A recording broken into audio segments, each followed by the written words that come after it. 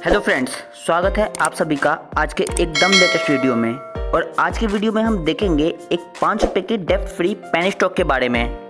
और वैसे तो मैंने कई वीडियो इस स्टॉक के ऊपर ऑलरेडी बना रखा है, लेकिन पब्लिक के हाई डिमांड के कारण एक बार फिर मुझे इस स्टॉक पे वीडियो बनाना पड़ रहा है। और इस वीडियो में भी मैं आपको एक डीप नॉलेज देने जा रहा हूँ इस स्टॉक के अबाउट। और वीडियो के एंड में मैं आपको ये भी बताऊँगा कि आपको इस स्टॉक में बाय करना है या सेल। तो चलिए स्टार्ट करते हैं आज की वीडियो बिना किसी डिले के। तो इस वीडियो में टोटल 3 सेगमेंट होने वाले हैं, जिसमें से सबसे पहले मैं आपको बताऊंगा इस कंपनी के business model, and second segment में हम बात करेंगे इसकी फंडामेंटल और टेक्निकल की, एंड हमारा लास्ट सेगमेंट होगा इसमें मैं आपको ये बताऊंगा कि आपको ये शेयर बाय करना चाहिए कि नहीं या फिर होल्ड करना चाहिए। तो बात करते हैं अगर हम इस कंपनी के बिजनेस मॉडल का, तो ये company chemical compound, polymer, PVC, plastic related product manufacture करती है और साथ ही उसे रिसाइकल भी करती है।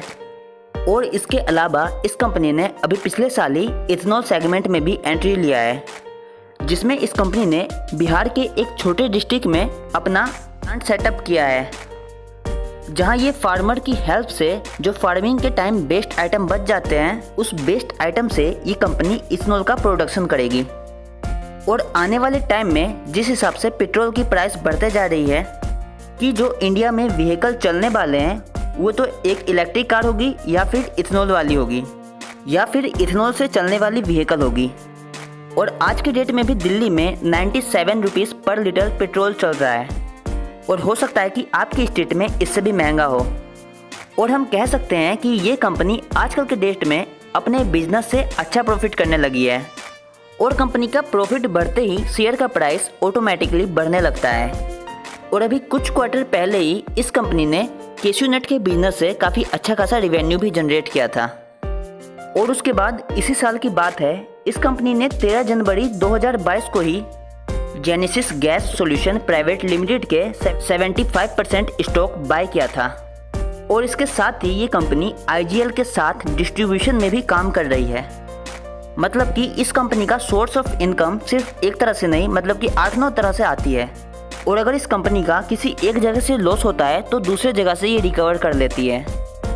एंड अगर हम बात करते हैं सबसे पहले इस कंपनी के मार्केट कैप की, तो आप देख सकते हैं 637 करोड़ का इसका मार्केट कैप है, जिसने कि हाईएस्ट बनाया था 8 रुपीज़ पे। एंड आज के डेट में आपको ये शेयर देखने को मिल रहा है 5.20 रुपीज़ पे। एंड देन अगर इस स्टॉक के पी रेशियो की बात कर लेते हैं तो वो भी काफ़ी ठीक है, ये देखिए 21.3 का है। एंड छोटी कंपनी होने के कारण ये कंपनी आपको डिविडेंड नहीं दे रही है, लेकिन फिर भी जो इसका आरओसी और आरओई है वो काफ़ी ज़बरदस्त है। ये देख सकते हैं आप 25.4% का आरओसी है एंड 21.0% का आरओई है इस कंपनी का। लेकिन हमें किसी भी कंपनी को बाय करने से पहले उसके सिर्फ पॉजिटिव ही नहीं, मतलब कि उसके साथ साथ हमें नेगेटिव पॉइंट भी देखना चाहिए।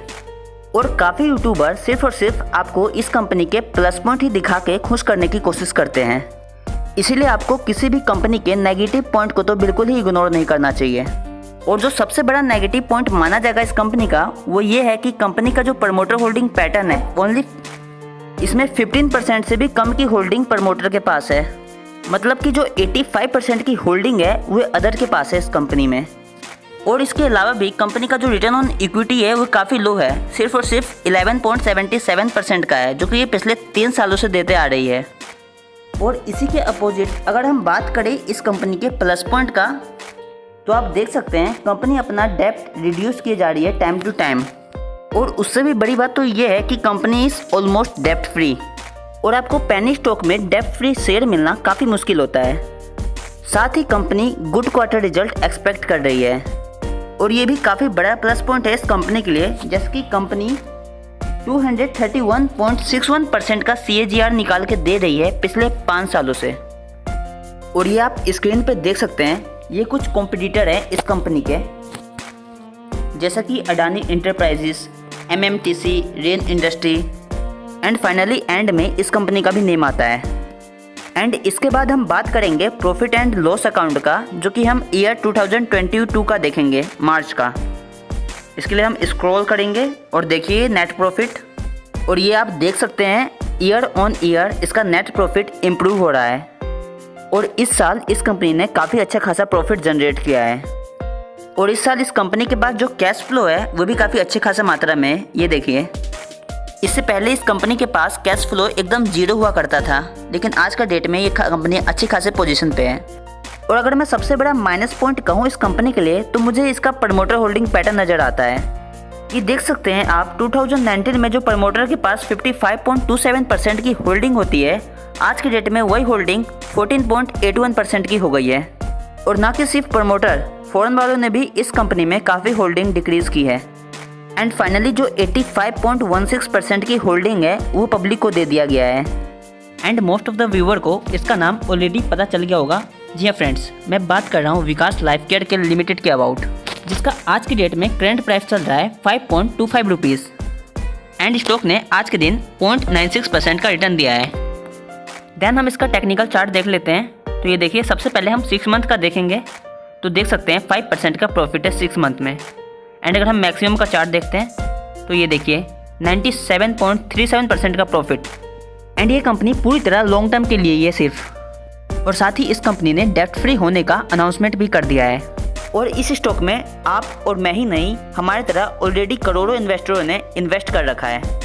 एंड पेनी स्टॉक होने के कारण ऑपरेटर के लिए भी ये स्टॉक हाईलाइटेड होता है और कंपनी का फ्यूचर ग्रोथ काफ़ी ब्राइट नज़र आता है। लेकिन आपको इन्वेस्टमेंट करने से पहले एक बार आप अपना रिसर्च भी जरूर करना चाहिए, क्योंकि ऐसे स्टॉक महीने 6 महीने में रिटर्न नहीं देती। इसके लिए आपको लंबा पेशेंस रखना होगा। और इस स्टॉक का प्राइस आपको हर रोज चेक नहीं करना, बस इसे बाय करके अपने पोर्टफोलियो के किसी एक कोने में छोड़ देना है लॉन्ग टर्म के लिए। और साथ ही मैं आपको एक वार्निंग भी देना चाहता हूँ, अगर कितना भी अच्छा पेनी स्टॉक क्यों ना हो, आपको सिर्फ 5 से 10% ही इन्वेस्टमेंट करना है पेनी स्टॉक में। ज़्यादा परसेंटेज पेनी स्टॉक में इन्वेस्ट कर रहे हो तो समझ जाओ कि आप गलत ट्रैक पे हो। और आपको कोशिश करना चाहिए कि अपने पोर्टफोलियो में आपको मैक्सिमम 10 से 15 स्टॉक ही रखना है, इससे ज़्यादा बिल्कुल ही नहीं होना चाहिए। और जो इन्वेस्टर लॉस में है इस कंपनी में, उनको सिर्फ और सिर्फ होल्ड करके चलना है। और अगर आप फ्रेश बाइंग भी करना चाहते हैं इस स्टॉक में तो आप एक छोटा अमाउंट जरूर इन्वेस्ट कर सकते हैं। ऑल ओवर इस स्टॉक के बारे में अगर आपको वीडियो के रिगार्डिंग कोई डाउट हो तो आप हमें कमेंट कर सकते हैं। और इसी तरह का नॉलेजेबल वीडियो देखते रहने के लिए हमारा चैनल सब्सक्राइब कर सकते हैं।